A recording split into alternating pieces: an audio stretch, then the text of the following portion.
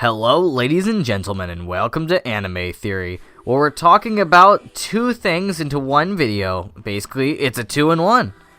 Anyways, this video will contain major spoilers for the first season of Higurashi no Nakukoro ni. If you have not seen the first season, I'd recommend you go do so before watching this video. It's an amazing horror anime, so go check it out if you haven't.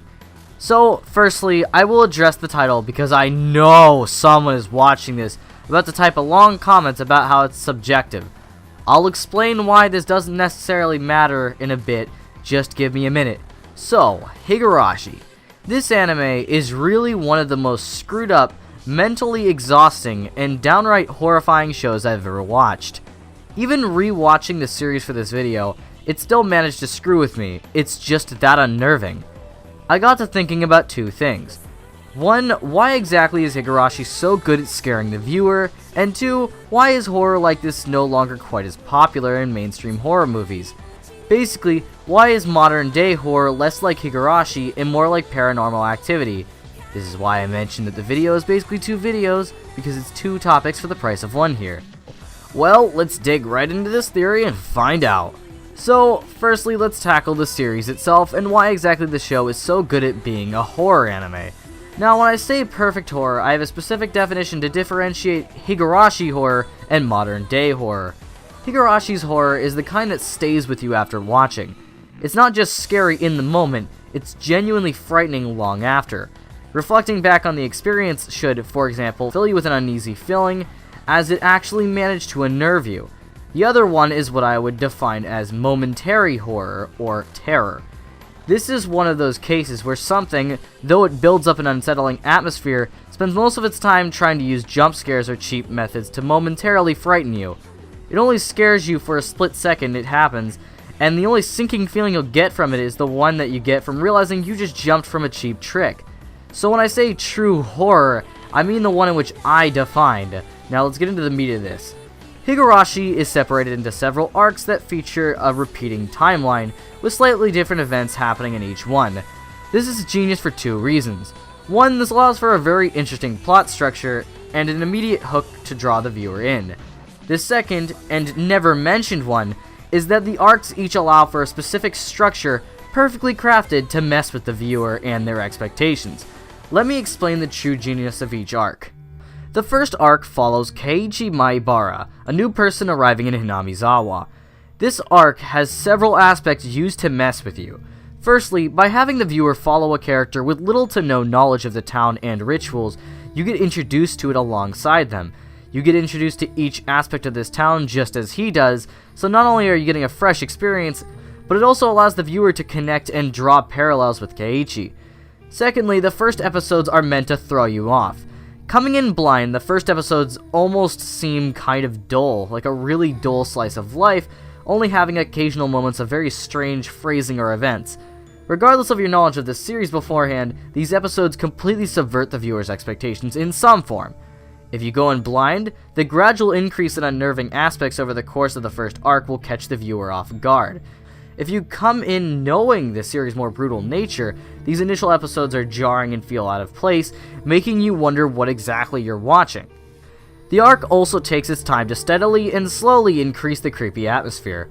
Unlike momentary horror films, Higurashi takes its time to get to the creepiness in the first two arcs. It takes ample time to build up an unnerving and uneasy atmosphere to slowly get inside the viewer's head.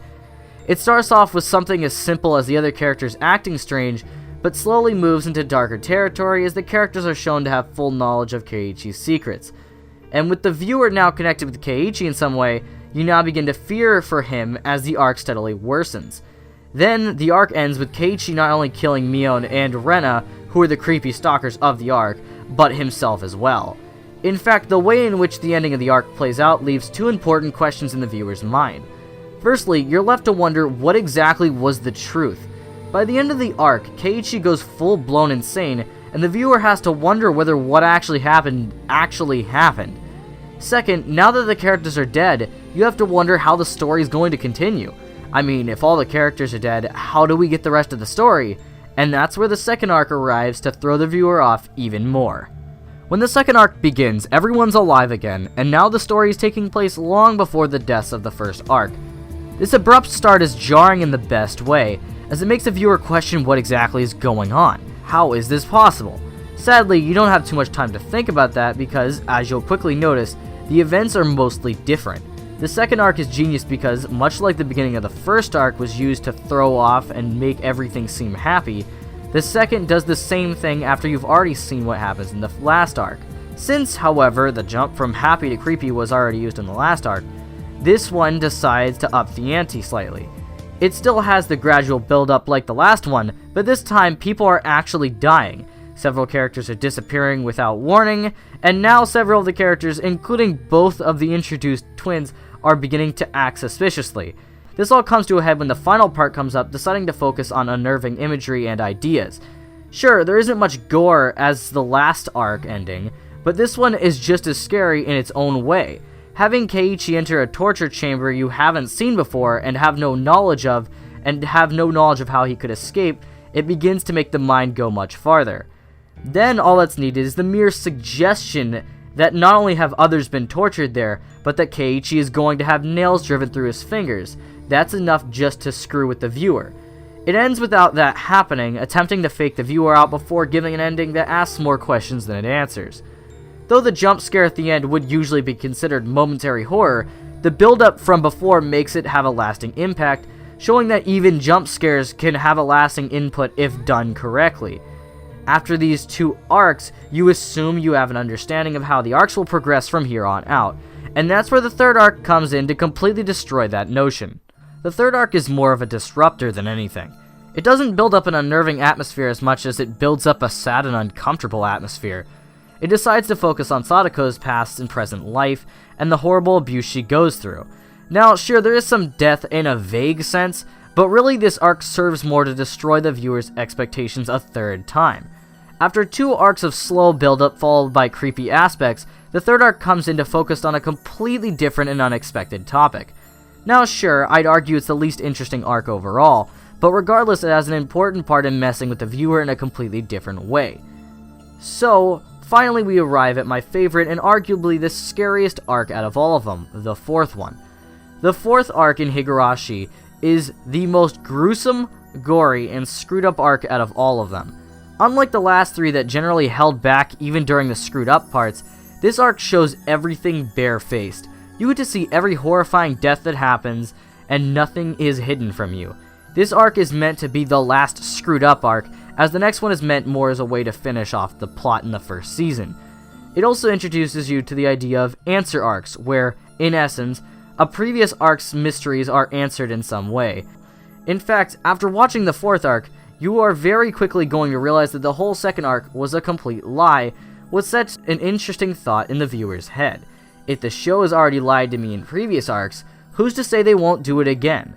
In fact, this whole arc seems to be tampering with the viewer's already built conceptions of the series.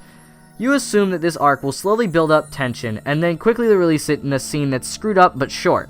This arc, however, has what is essentially 4 straight episodes of screwed up stuff back to back. Unlike the other arcs, where you would only be uncomfortable for a very short period of time, this arc goes out of its way to drag you straight out of your comfort zone and then hold you there.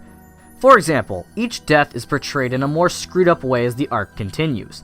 The old lady and man die off screen without much fanfare, but what's next is a particularly gruesome suicide scene involving Rika, which, might I also add, was shown in the second arc's beginning and never expanded upon. The deaths reach their messed up climax with Sadako's torture scene, which is screwed up for a multitude of reasons. To begin with, this is a young child being stabbed to death in a pretty sadistic manner. Automatically something like this is likely to draw your attention because it's generally considered taboo. Children are considered innocent, and thus when one is portrayed being slaughtered mercilessly, it's bound to seem just a bit more messed up. Also, if you remember correctly, the third arc was spent introducing you to Sadako's past screwed up life.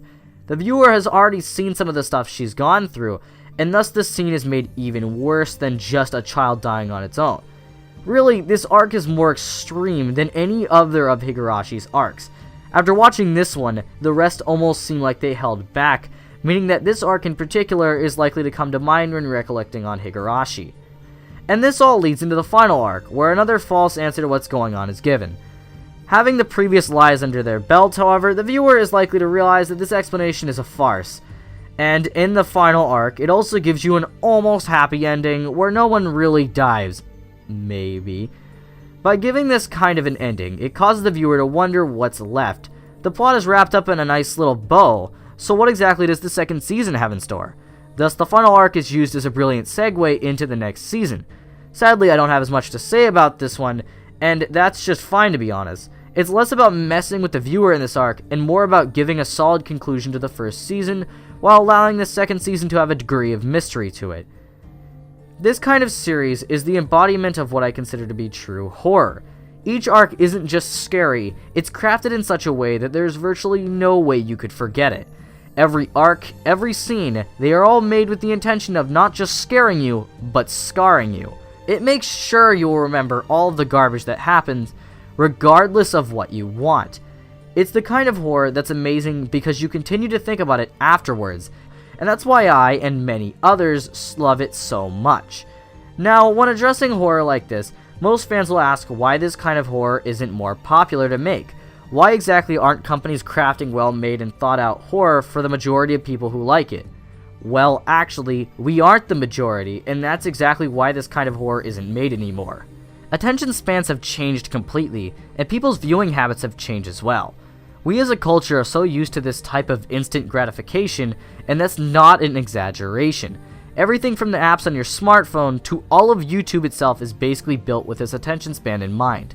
That's because society's tastes have changed.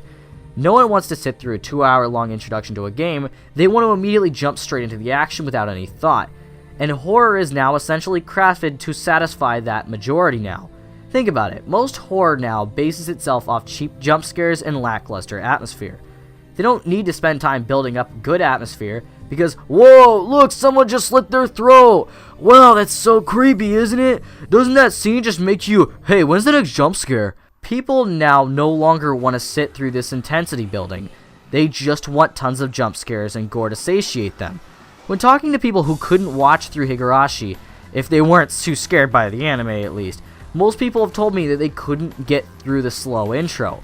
One friend in specific went through 2 episodes and then told me outright that Higurashi was boring as heck. This isn't even abnormal either. It seems like a lot of people encounter this same issue because, in essence, we've been conditioned to like horror in a completely different way. I can't do that, however. I won't be satisfied with cheap horror. I want what I consider to be real horror. I want something that not only scares me in the moment, but has me thinking about it years later. I want something to be so well made that even upon re-watching it, I'm still just as frightened by it now as I am when I first watched it. I want horror that requires me to open my mind up and actually think about what I'm being shown, not just shut off my brain and enjoy it. I want horror that spends its time building up an atmosphere instead of relying on jump scares that only elicit a laugh out of me at this point. I want horror that is so well planned out that each aspect seems like it's intentionally crafted to mess with you. I want real horror. I wanted Higurashi, and that's exactly why I loved it. Hey everybody, I got some cool fan art to show off. So first of all, thanks Sick Puppy Lol for drawing me as a female. Like the art's really great, it's hilarious, but I knew this day would come. I knew this day would come where somebody finally drew me as a female, and I mean, I guess I'm attractive, so that's great. So thanks. Also, this is art from OK Marty, which features the 2 best waifus, which are also mine if you don't know, sporting some cool anime theory gear that doesn't exist in real life because I don't have anything. But hey, it looks really amazing, and thanks to the art, I really like it. And hey, if you have any other fan art to show me, why don't you send it to me through my Twitter, and I'll show it off in a video. Hey everybody, if you like this video, please be sure to like, comment, and subscribe. And I mean, hey, why don't you check out my second channel? I got some cool stuff going on there. Hey, check out this video I made. It's on probably one of the different internet things. There's a lot of cool stuff. You should go there, watch the video, like, subscribe, all that stuff. It's a pretty cool channel. And hey, you should follow my Twitter and get hyped for the next video because it's going to be a Mob Psycho 100 versus One Punch Man video, and I'm excited about it. I hope you are.